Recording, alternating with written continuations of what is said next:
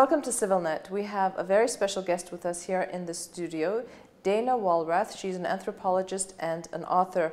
Dana, thank you for joining us. It's a pleasure to be here. This isn't the first time that you're here with us. You were here when you had published another book called Alzheimer's.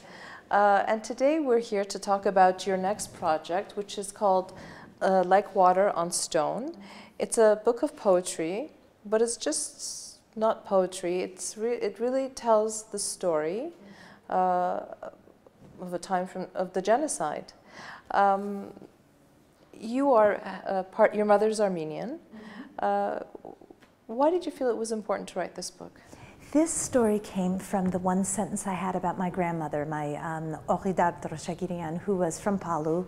She was about 10 years old at the time of the genocide, and she died when I was 6 years before I was born, so I never knew her. You never met her? Never, and I just saw pictures and felt the yearning inside my mother for her. And when I was about 10, which is about how old my grandmother was during the genocide, I sort of just said in a very kid-like American way, so what was it like when your mom was growing up? And my mother said, deadpan, after her parents were killed, she and Uncle Benny and Aunt Alice hid all day and ran all night from Palu to Aleppo, and left it at that. And I was a 10-year-old kid around New York City, the Brady Bunch is on TV and God knows what, and I kind of just tucked that sentence away and didn't know what to do with it for a very long time. So I think the book was an effort to really understand what it must have been like for my grandmother and her younger brother and sister, for their parents, and for everyone during the genocide. Yeah, and we are now just a few days away from April 24, the day that Armenia, the world, the Armenian nation will be commemorating a centennial, 100 years. It's a common question I've been asking all of our guests.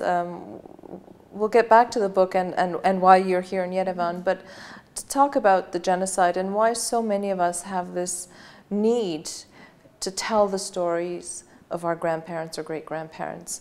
100 years is a long time, but it's also not a very long time if you look at, several thousand years of Armenian history.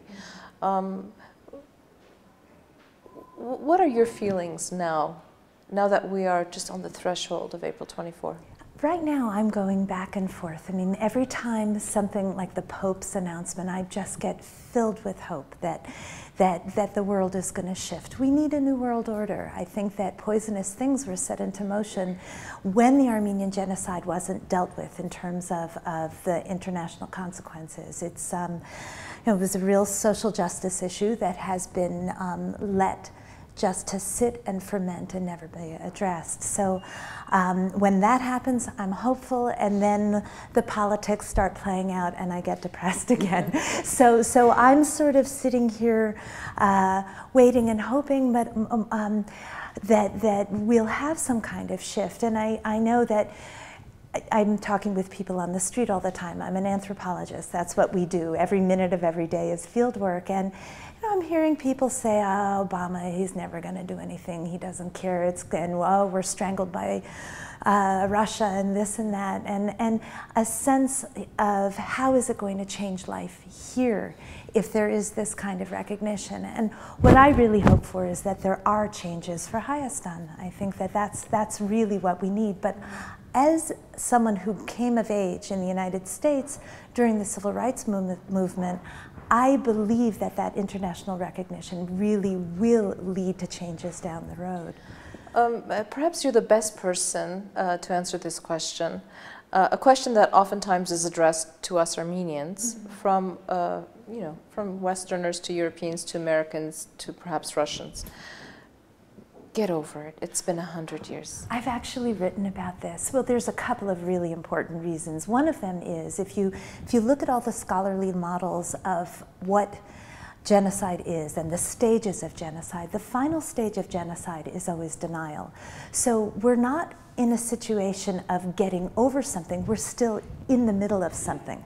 It's because genocide doesn't end until denial ends. And there are a lot of other parallel kinds of situations. I mean, the United States doesn't keep slavery out of history books, but have we completely fixed the consequences of slavery? No, not at all. We haven't taken care of the problems of Europeans coming and taking the land away from the American Indians who lived there first. So these are kinds of big social justice issues that do have to be addressed globally, and I think so that's one reason that 100 years, we're still in the midst of it. But the other reason is that we send this signal to the rest of the world that it's okay to make genocides continue, for them to happen, because you can do them without consequences. And then the fact that we've also just set up this festering mess in the Middle East means that we've got situations today like ISIS going on, and we've got, you know, tens of thousands of refugees from Syria in Hayastan right now because of things that were set in motion at the end of World War I. As Armenians, as we're now, you know, bringing this particular century in our collective history, in our collective narrative to an end, and as we are entering a new century, because certainly it, you know, over, as I said, thousands of years of history, the genocide was cataclysmic. And we, for many of us whose parents, whose grandparents were survivors, orphans oftentimes, our family histories start at 1915 because everything before that was obliterated. But as Armenians, as we enter this new century, how important do you think it is that we start speaking up not only for the Armenians, but for the Assyrians and the Greeks and the Yazidis today? You know, were we vocal enough during Darfur or Rwanda or Cambodia? Is this... Oh, I love this question. Thank you for asking it. I think that this is absolutely what Armenians have to do. And I remember as a young woman being frustrated, say, when I joined the Armenian Club at Columbia University. It was right on the heels of the Khmer Rouge, and I kept on saying, we've got to be speaking out about this. You know, we've got solidarity with other people who are experiencing genocide. And at that point in time, that wasn't happening, but it is happening now. It's starting to happen. And when I look back on those times and look back at the natural progression, I think it makes sense that it took Armenians a long time to get to a place where we could do that. We had everything stripped from us. We arrived in various other places, and I'll use my family. We arrived in New York when racism was really prominent. And I remember my mother was always mistaken for a light-skinned African-American who was passing. She went through the cafeteria line at Duke University in 1954 and overheard people saying, I didn't think they let them in here. So what does a minority person, an immigrant, do to try and make it in a racist American society? Well, they might do what my mother did and try and leave their culture behind somewhat. Which that generation did, didn't they? Many had to. And it's tragic. Yeah, it is. But now we've had enough time and enough healing so that we're in a place where we can find that solidarity and really just know we're standing right all the time. This isn't my original thought or saying, but I heard somebody say recently that it's time that we joined the human race.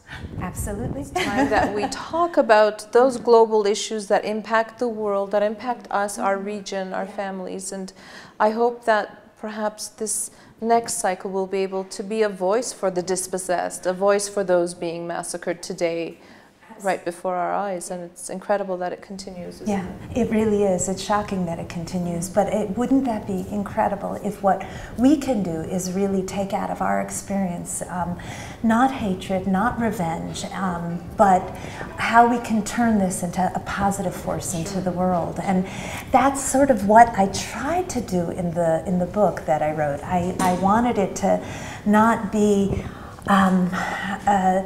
the genocide novel that just leaves you absolutely devastated, because what I see is a vibrant culture. We have managed to do so much. It's we should incredible. be so proud of that. Exactly, and I come across, you know, the intelligence of the young people here, the vibrancy, and I'm just so excited about that. We are too. So talk to me about this very exciting collaboration you have with Tumo. Yes. With your book. Tomorrow evening, an animation that students at Tumo have made of Like Water on Stone premieres at 7 p.m. And I have to tell you, it's just magnificent the work these young people have done. It's they capture the mood and the spirit of the book completely, and I'm just honored that this has happened.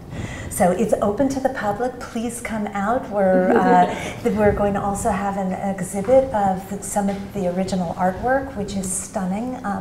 It was made just with pen and paper. So again, I think Armenians can show what we can do with so little. So just white paper, black pens, over 120 of them went into making these incredible drawings, which then were put into the animation magic mix, and now they've produced something spectacular. So I hope we've got an absolutely overflowing house tomorrow night. I'm sure you will. I'm sure you will, and hopefully this, once we decide what we want to be when we grow up, then perhaps we can, you know, continue the efforts for recognition, continue the efforts for justice, and not only for ourselves, but for all minorities, for all people who are in danger today. Absolutely, absolutely. So, thank you so much, Dana. Thank you so much. It's a pleasure to be here. It was a pleasure for us too, and good luck. Thank you. I'd like to remind our viewers that my guest was Dana Walrath. She's an anthropologist and author. Stay with CivilNet.